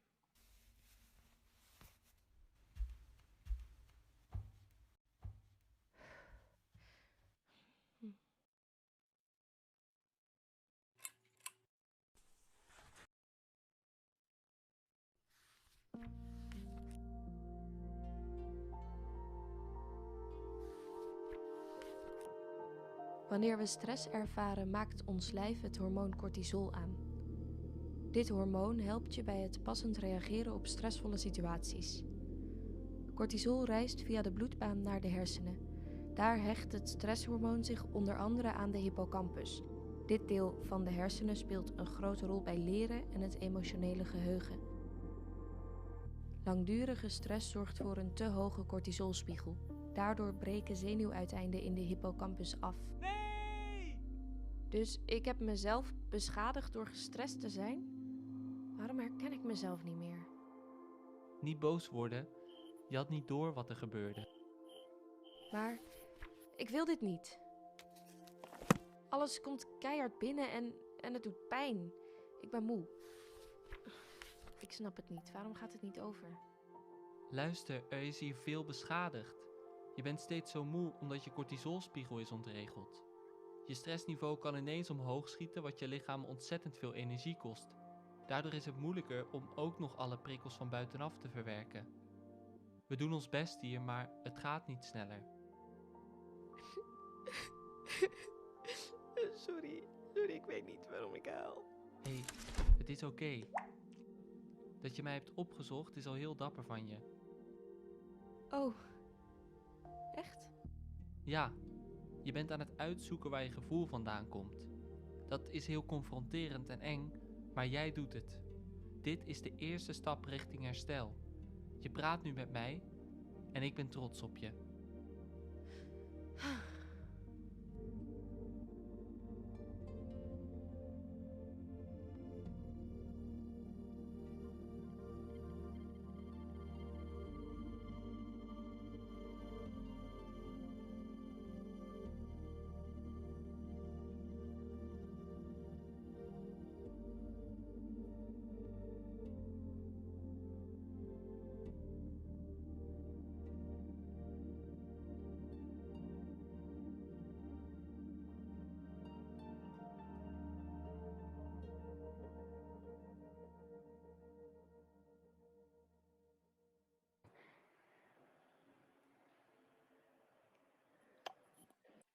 Okay, you ready? Just tell us one. All right. Hi, Deborah. How are you? Hi. I'm fine, thanks. We just watched your video, and that was incredibly dramatic and very detailed, relatable for sure. During COVID, I think I was definitely going through something similar. But it's really nice to have you here today to talk about this project. Yeah. Where are you at now? You're not in Milan, right? You're calling in. No, unfortunately, I couldn't make it because I just started a master, and this week is my first week of lessons. Wow, So congrats. yeah, I'm still in my student room in Utrecht, the Netherlands. And how's it going? How's your first week? Really great. So I just started the Master of Animation because after making this graduation movie, I realized how much I love making animation movies. And I want to learn so much more about it. That's super like amazing that you could now start a new study, and it's like perfect. I think when I see this, I see like totally you should definitely like make more of this kind of work. It's maybe before we start talking about it a little bit more, I wanted to read the project text from the catalog. Your name is Deborah van Putten, and you have made the project temporarily unavailable. And it is a stop motion animation about a person experiencing burnout based on Van Putten's own experience. The video provides a communicative tool for people experiencing burnout, as they can share the video with friends, family, and colleagues to create a better understanding and more awareness about mental health. I have to say, like, this is something that we're just recently starting to realize how important mental health is, and creating this kind of communication to share something that yeah, that is difficult to talk about, and sometimes also difficult to know, that, like, how to deal with it yourself. Going through it during your graduation, and now being over it, how does it feel? Did Was this the way that you made for yourself to communicate to your family, or to others, or to your teachers? Like, was it for you also a way to, like, share with others what you were going through? Yeah, it was definitely also a way to communicate what I was feeling, because that was maybe the first time I felt I found a way to visualize and communicate emotions that I couldn't give words to. And still, when I'm seeing it now, it makes me sort of, well, happy that I could communicate it, but also sad because I feel again what it felt like in that period. But it Yeah. helped me a lot to make this and to start conversations about it better. Yeah, I can imagine. It's one of these things where you just, like, don't know, I guess, what people will relate to or how they will deal with it, because you're only dealing with your own emotions at the time. So, I mean, like, maybe we can go to this beautiful picture of you. This is you working as a, I guess, like, in your favorite clothes. Look at this amazing hair. Thank you. Yeah, it was a picture they took when we had the online graduation show, well, the online Dutch Design Week, sort of. I was listed in the top 10 in the VPRO website, VPRO Mondo, and so they came to take pictures of me and my work. And this is your project. I can see, like, the scale is quite like, small. This intricate basket is crazy. Yeah, I And love making all this stuff. this is your setup, right? Where you are. Is this your student room or your studio? How did you yeah, like, I guess you needed to make a set for it. It's incredible to see it. Yeah, well, I started making all the stuff in my atelier in Utrecht, but then halfway Corona started, and I didn't feel much at ease anymore in my student house. So I went back to my parents and I lived there for half a year. So this is actually the bedroom of my childhood. Really? I had to turn it into a stop motion studio. Amazing. This is the Zolderkamer, right? Like the Yeah, attic exactly. room. Yeah. Amazing. It was pretty hot there to be working there throughout the days with all the windows closed Mhm. and in springtime.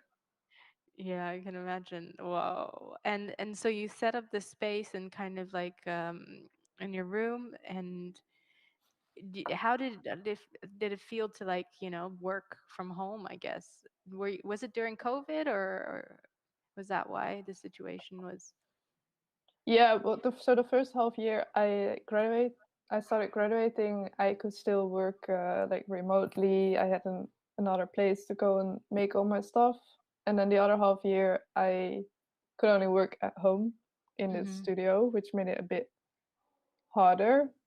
Yeah. But well, I was lucky I could extend my graduation over a whole year instead of half a year because I was still recovering. Yeah. Yeah, exactly. And I guess, like, the time that it takes to make this must be very therapeutic. I mean, you need to, like, focus on just one thing, making the face or the hands. I mean, what was it like, how, I guess, discovering this for you, this method of designing and Yeah, stop maybe motion? it's nice to tell a little bit about how I started with stop motion. Yeah. Because when I had my first talk with my mentor about graduation, I knew I wanted to explore the field of stop motion animation. So how I started was actually by just going to the library. I found some old books about how to make your own puppets. So how to make like little skeletons from wire, like iron wire. Yeah. And then I started to make puppets. I slowly started discovering different techniques, how to make it move, how to make the little hands and the heads. I never really worked with clay before, so that was also something to explore, to make those really tiny heads with the Yeah. little glass eyes in it. Incredible. And then, well, whilst making, it really helped me to get that feeling back of, okay, I can be creative, I can make stuff, because I was really nervous that I lost my creativity after being at home for 2 years and couldn't do anything. Yeah. So it really helped me also getting my creativity back, and then slowly whilst making, the story started coming up in my head, like the story about telling your emotions, sharing your emotions, and well, telling people more about what a burnout actually is. Exactly. Yeah. I think it's also one of these things where you're processing it as you go, and then the thing in itself starts revealing, I guess, to you what it is that you're doing in the story of it. I'm playing a short video that you made because maybe that's easier for people to see also the little details, all the little steps that you made. Yeah, all the little hand-sewn clothings. Yeah, it's crazy. Can you see it? I don't know if it's because I can't see it from my side, but maybe it's working on yours. Yeah, I'm seeing now the skeleton and the clay Yeah. parts. So all these little steps that you took in producing and making this, it all takes a lot of time, I can imagine, to make this tiny little lamp or even just the right, setting. How long did this process take? Oof. I think I worked on this for 4 months before, well, maybe 5 even, before I could start to actually shooting all the pictures.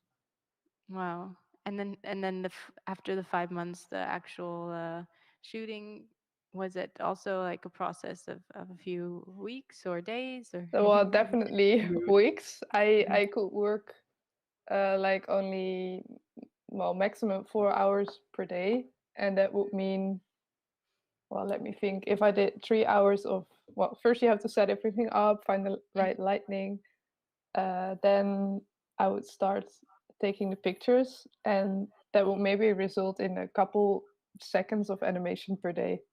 Oh, incredible. But that was always very, very, very rewarding. Like after those hours, I allowed myself then finally to export all the pictures into a loop to see the movie, and then you could finally see something starting to move and coming to Yeah. life. Wow. Yeah. I mean, the intention that it needs also, you start doing small things and you start seeing like, okay, the scale is still like, I have to say, like, it's one of these things that when you watch it, also you feel the emotion in it, of like the slowness of that feeling of not wanting to do anything, but then still, processing it through doing something that's really, I guess it requires or a certain kind of motivation, but itself, it's communicating. So yeah, I feel like a lot of people will find this also helpful in dealing with it, but maybe also a method for them to like communicate in a way. Do you see like stop motion also for you is like um, maybe just worked for you, or do you see also as something that could help other people um, who are dealing with similar, like, feeling not creative or needing a way to get through it, maybe there's other ways, but this is one that worked for you, I guess. You mean if the video could help other people or the making process? Like the making aspect, yeah. Well, I can't say that, but for me, it certainly Yeah. helps to also get out of my head and get my creativity back. And also now that I realize how much I like making the stop motion, I really want to use it as a powerful tool to communicate other important Yeah. topics. Indeed. Like what are other topics you're planning on exploring now with your new study? Yeah, well, so I already had to think about a graduation proposal for this Master of Animation. Oh wow, So right away. actually, yeah, straight away, yeah. So actually, the first thing that popped up in my head is actually like the period after making my graduation movie, my formal graduation movie. I realized I also find it very important actually to talk with people about how you approach people dealing with mental disorders or mental illness, because that's something we really have to learn and to practice better. Like a lot of times I got comments that were meant nicely, but that really hurt me. Yeah. So I think that's also still a very important topic. Like right now, there's already more talking about mental health in the newspapers and on the news. But still, we can learn a lot about how you can actually help a person, or what you could do, what you better not do, Yeah. and things that you better can't say, maybe. Yeah, yeah. I mean, it's so important. I mean, sometimes it's just like you don't mean to say something hurtful, but the thing that you're saying to try to be helpful is actually doing the opposite. Yeah, And exactly. so, is your next video gonna kind of help people understand like how, yeah, what ways can you support your friend or your loved one who is going through this difficult period? Well, maybe, but I also like to hear actually more stories of other people, and I really like visualizing other people's stories as well, because already making this video and showing this video to friends and family, it already helped them also a lot to realize what I was feeling, and then realize, okay, then I would say certain stuff because I never experienced this, and I also Yeah. couldn't believe someone would experience this. So Yeah. that makes me realize that maybe already telling more of these kind of stories would Yeah. help a lot. For sure. I mean, like, if anybody's listening to this and has experienced like some form of, mental difficulty or still going through it and having a difficult time communicating it, you know who to talk to and to tell your story.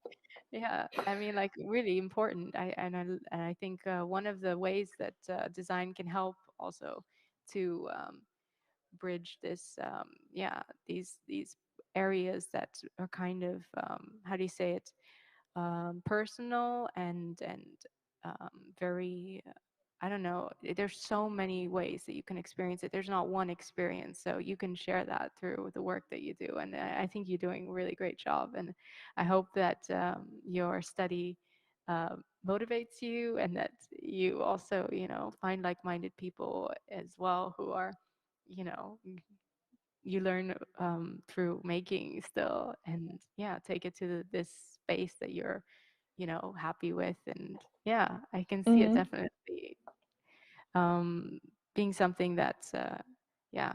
Are you gonna maybe start your own production space where we can follow you, or what's the best way that we can keep in touch with your work?